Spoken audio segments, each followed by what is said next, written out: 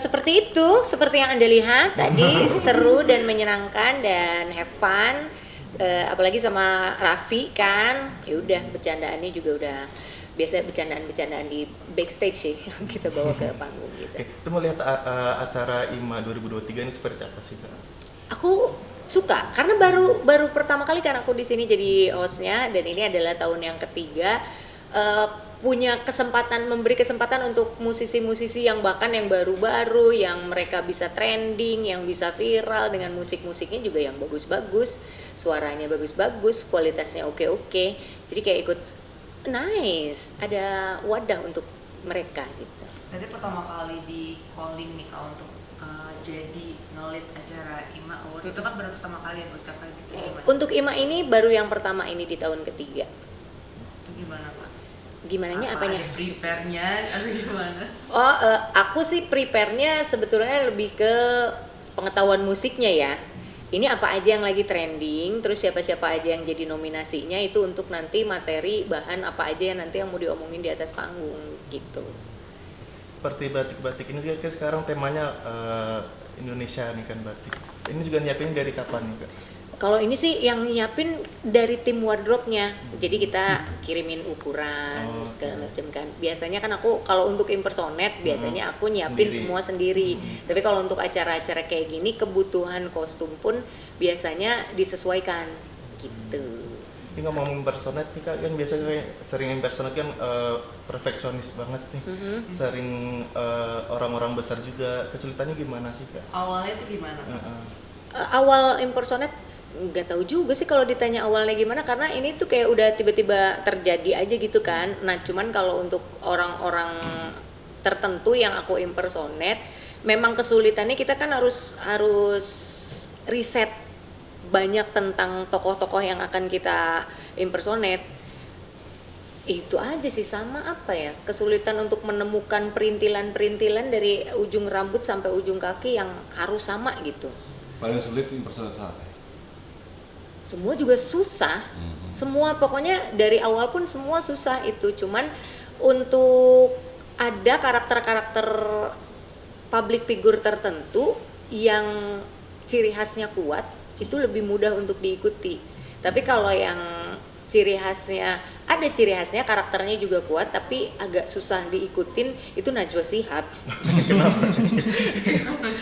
Karena aku kalau impersonate aku harus bahkan sampai masuk ke pola pikirnya dia gitu, cara pikirnya si tokoh yang akan aku impersonate itu aku bahkan sampai harus masuk ke situ. Nih kira-kira mungkin nggak tokoh ini melakukan hal apa gitu, mungkin nggak nih melakukan apa gitu. Jadi kayak harus sedalam itu.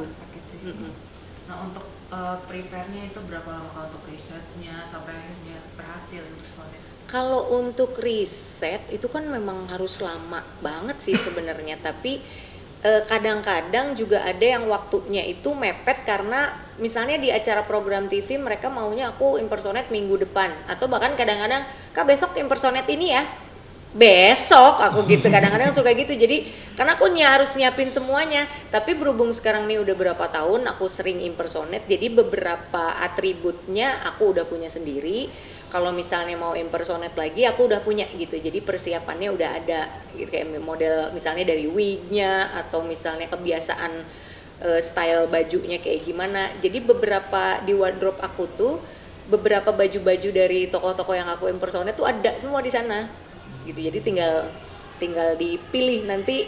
Misalnya aku impersonate Lisa Blackpink yang hari ini impersonate-nya mau pakai bajunya yang begini. Next lagi kalau ada impersonate lagi aku maunya looknya yang beda lagi. Jadi kadang-kadang menyesuaikan look mereka terupdate gitu. Kayak misalnya Agnes Mo, dari mulai Agnes Mo yang aku pakai rambut pendek dengan jaket-jaketnya yang gombrong sampai yang sekarang rambutnya udah sebau gitu-gitu tuh aku harus update gitu. Nah dari semua impersonate yang pernah Kak lakukan yang paling gong itu yang mana Kak? Nggak tahu juga ya paling gong yang mana ya. Menurut Kakak? Menurut aku Semua gong sih. yang mana ya? Sebenarnya nggak semua berhasil juga, cuman kayaknya yang paling gong kalau menurut aku ya Najwa Shihab karena itu yang paling susah. Kalau Jengyah kemarin.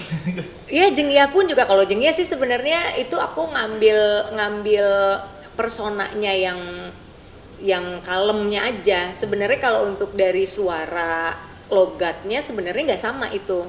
Jadi kalau aku sebenarnya bisa lebih mirip, cuman nggak akan masuk sama perform monolog aku pada saat itu dengan materi yang kuatnya segitu. Kalau aku pakai karakternya Jengyah yang bener-bener Jengyahnya, kayaknya akan kurang nendang gitu, karena karakternya kan lebih kalem kan. Kalau kemarin kan nggak mungkin Jengyah Pargoy kan gitu. Jadi itu justru punchline-nya untuk nabrak logikanya tuh, kelucuannya tuh didapat pada saat gue nabrakin logika itu gitu. Tapi kalau nggak ada perintilan salah satu gitu kan yang buat perfeksionis banget, apakah ada agak bete atau gimana gitu? Iya, sih, Kak? akan kayaknya orang-orang Waduk tuh udah tahu deh kalau aku nggak sama tuh bisa mendingan nggak usah gitu. Oh. Aku bisa gitu, misalnya hari ini mau impersonate tapi mana perlengkapan ininya nggak ada, perlengkapan ininya nggak ada, udah mendingan nggak usah. Enggak teh, tapi buat seru-seruan aja. Nggak ada kata seru-seruan, nggak ada, karena gue menjalankannya sebegitu seriusnya gitu. Jadi kadang-kadang suka yang ini aja kayak yang penting mirip kan, nggak ada yang penting mirip ya, harus sama gitu. Jadi kadang-kadang aku mungkin orang-orang Waduk tuh bete kali sama aku ya. Makanya karena kejadian-kejadian itu akhirnya aku menyiapkan aja semuanya sendiri, dan aku suka berpesan sama tim kreatif, kalau nggak ada persiapan jangan minta aku impersonate, karena itu persiapannya butuh waktu yang cukup lama gitu. Terakhir kemarin Pramugari ya kalau nggak salah. Itu nguliknya gimana sih? Enggak, kalau Pramugari kan itu ini aja, aku juga menantang diriku untuk berbicara dalam bahasa Inggris aja sebenarnya. Terus kayak kan kalau di bandara kan kita sering kan denger suara-suara itu sering gitu, jadi udah masuk aja di otak gitu. Makanya tinggal ngomongin gitu.